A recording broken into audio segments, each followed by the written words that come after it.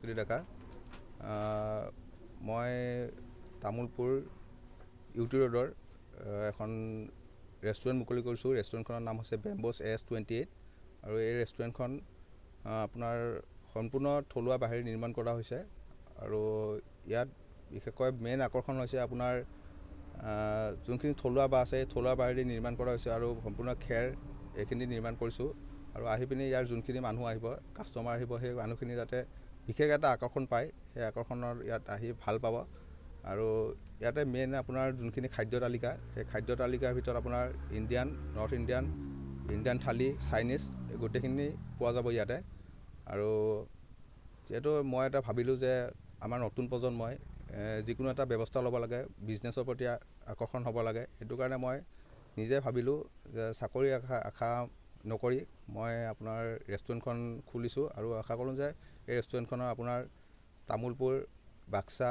আৰু আপোনাৰ ওদালগুৰি এইখিনি মানুহ আহি পিনি আৰু বগামাটিৰ যোনখিনি মানুহ আহে পিকনিকত আহি পিনি এবাৰ ভাল পাব আৰু এই ৰেষ্টুৰেণ্টখন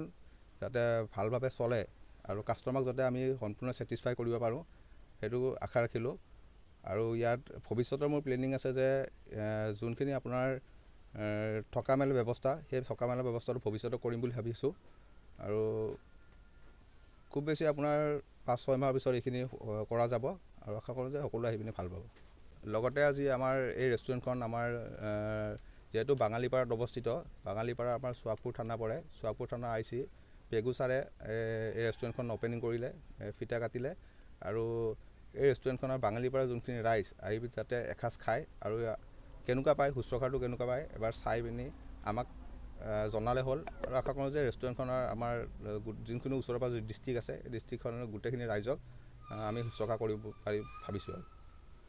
মোৰ এই ৰেষ্টুৰেণ্টখনৰ আপোনাৰ 10জন ল'ৰা আছে 10জন ল'ৰাক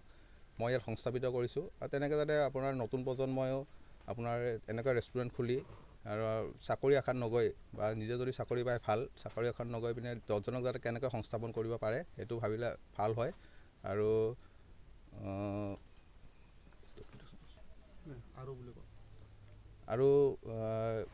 ঠিক তেনেকৈ যেনেকৈ আপোনাৰ আশা কৰিছোঁ যে মোৰ লগতে আপোনাৰ 10জনক বা 20জনক কেনেকৈ সংস্থাপন কৰিব পাৰিছোঁ সেইটোৱে মোৰ লক্ষ্য আৰু তেনেকৈ এই লক্ষ্যটো আগত ৰাখিয়ে মই এই ৰেষ্টুৰেণ্টখন মুকলি কৰিছোঁ আৰু ৰাইজে